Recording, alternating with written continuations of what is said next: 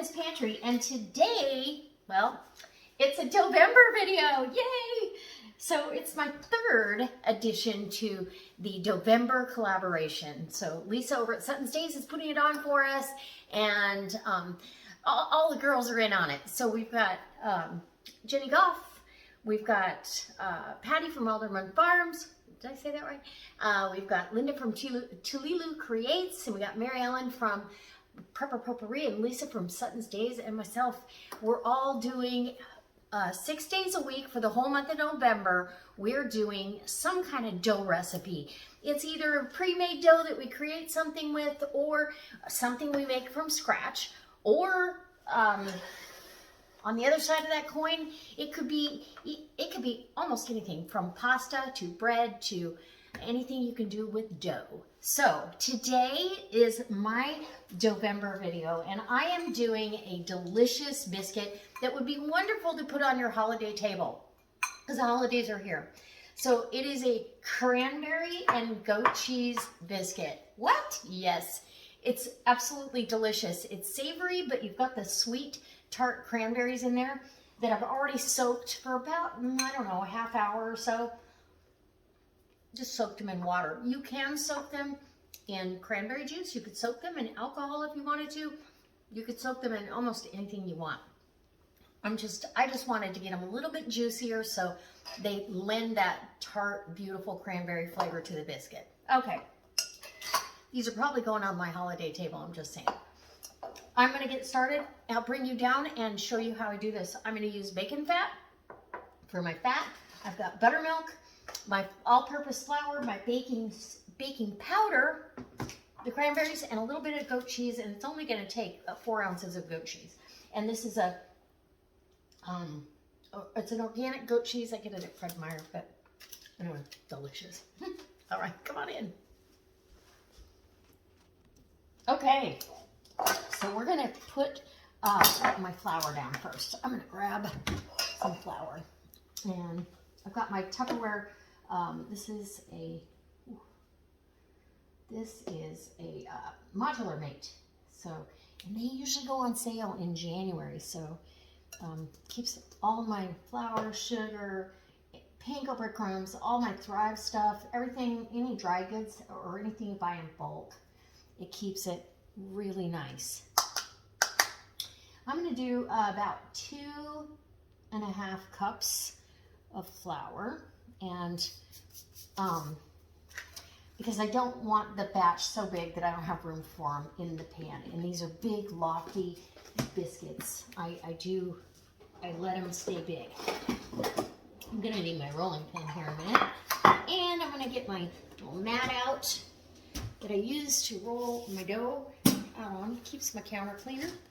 And yeah, I love these silicone mats. They're wonderful. Okay, I'm gonna get this over here so I'll make it easier. Okay, can you guys see? Okay, now I'm not gonna measure exactly, but this is bacon fat, and I want at least a good, I don't know. That's probably 1/3 of a cup of bacon fat. We're going to see if that's enough. You'll know if it's enough because you're, oh, here we go. Yeah, it's an honest 1/3. Because you need that to break into, just like for pie crust, I like to break my dough in and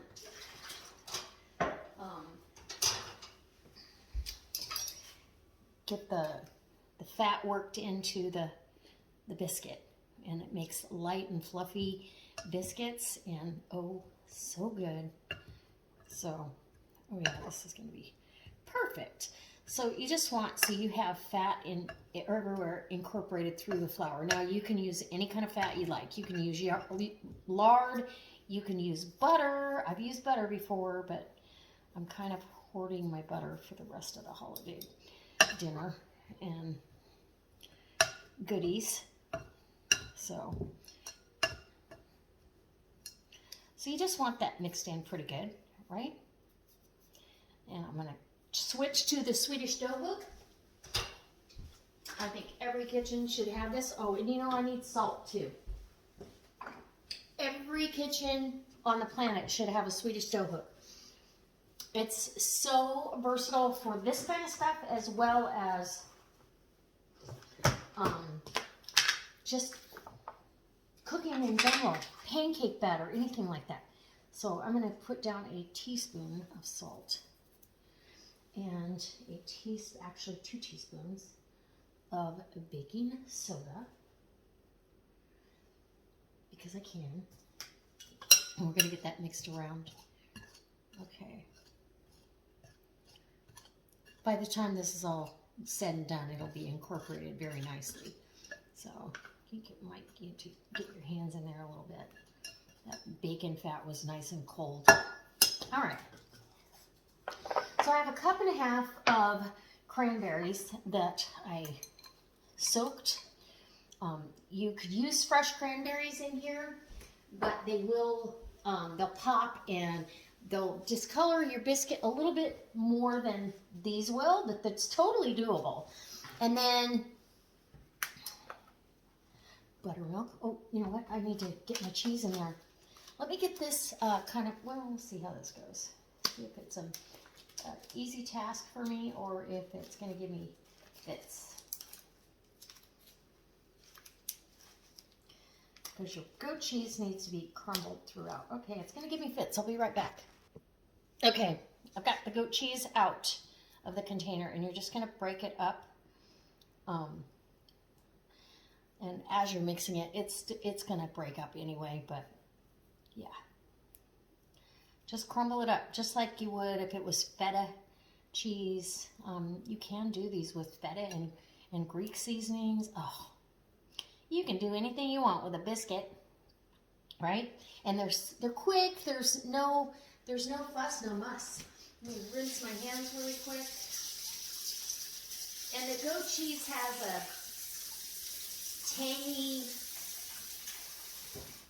little bite to it. It's really wonderful. You just have to know which application or which stuff you're going to use it in. Does that make sense? I'm going to add some buttermilk. We want this to come together so I can work it like a dough. I've also added herbs in with the cranberries too. But today it's just going to be a cranberry and goat cheese biscuit. So festive. So delicious. Okay, so see how that whisk just brings everything together pretty quickly.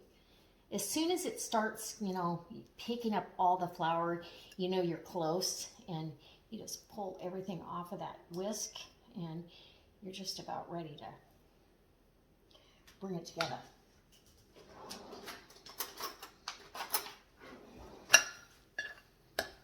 Once you can form a ball with it. Yeah. I'm gonna get some flour on my hands before I start this process.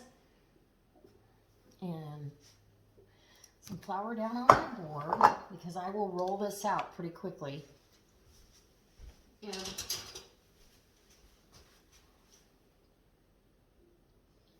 okay. Let's get this. Put this roll this out. So you don't measure the liquid part only because it really depends on how fast your dough rehydrates, right? We don't want to overwork it because we don't want a tough biscuit, but we want enough. Okay. I think I do need a little bit more buttermilk. It's not quite coming together. It's starting to. Sometimes if you just let the dough sit there and rest, it'll suck up the rest of that moisture and go, oh, there. Does that make sense? I'll put a little bit. There we go. That should do it. That should do it. Okay. Oh yeah. Now, once I get this where I feel like that's a great ball of dough right there. Now, let me rinse my hands, and I'm going to flour that up, and we're going to cut these biscuits. Okay, can you see? Can you see what I got going on here? I think I need to move you back. All right, so I've got my dough, and I've let it sit here and kind of rest a little bit. I'm going to flip this over, get your bench scraper, and make sure your surface is floured again. Just like that. Okay. And I decided I'm going to kind of do these in a rectangle, if that makes sense. And cut them kind of like my friend Jenny. She cuts them into squares. And then they're perfect for like a, oh, I don't know, a leftover turkey sandwich. So I want about an inch thick. We're going to cut these just like that with the bench scraper, just like that, and just like that. One more.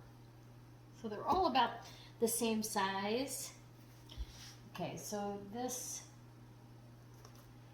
I don't want these too awfully big, but there's going to be a couple that have a little round edge, but that's about what you're looking for. Okay. Oh my goodness. And I greased my my Tupperware. This is one of the Ultra Pro pans, and I absolutely love it. So it's all ready to go. It makes delicious biscuits, and so these are going in, and oh, I'm taking these to work tomorrow, but they're definitely a contender for the Thanksgiving table. I know my daughter would love these. So get everything fit in there, just like that. It's just about perfect. And that's that last one. So we'll tuck that in somewhere. All right, clean up my mess. This is going into a 400-degree oven for about 12 minutes. I'm going to bring you back and let you know how they do. So we'll see how much. Okay, guys, so these came out of the oven, and I've let them sit and kind of quietly rest. I've decided that this one is mine, but they're nice and crispy on the bottom. Look at that. Cranberries poking out. And if you want, you can cross-section that. It's a nice fluffy biscuit. You can put some butter on here. I will be chilling these off, so they're still warm. Oh yeah, they need some butter. But that tart, sweet cranberry, and then you get a little bit of that creamy and tangy goat cheese. See if I can, oh, see, there's a little bit right there. Yeah.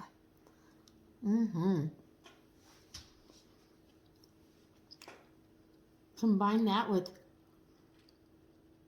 Kerrygold butter, and you have dynamite on Thanksgiving. Just saying. Okay. These have to go to work with me. I can't keep these in the house. But I'll make them the day up.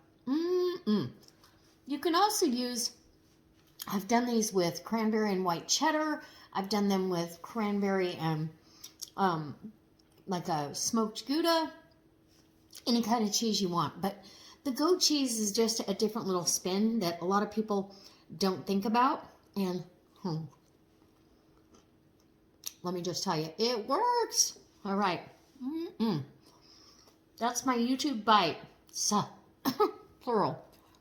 This, I will put it in a sandwich bag and take it to work tomorrow for myself. The rest of them are going to get individually portioned. Those are delicious. So I hope that for this Doughvember video, you'll give me a thumbs up. You'll subscribe if you like this sort of content. And, you know, go watch all the videos from the other ladies. Their links are down below in the description box. And everybody's having a really good time with this. I know that all of the comments and the feedback that we've gotten has been absolutely phenomenal, and I appreciate you guys, every one of you. So a lot of the stuff that I used today will be down in the description box, either on my Tupperware website or in my Amazon store. So if you want to head over there, you can. And somebody is going to ask, can you use fresh cranberries? Yes, you can. Can you use Thrive cranberries? Absolutely. Thrive cranberries will be a little bit sweeter, and fresh cranberries will be a little bit more tart. So you probably want to add some sugar to the dough if you were going to use fresh. All right, guys. We'll see you next time. Bye.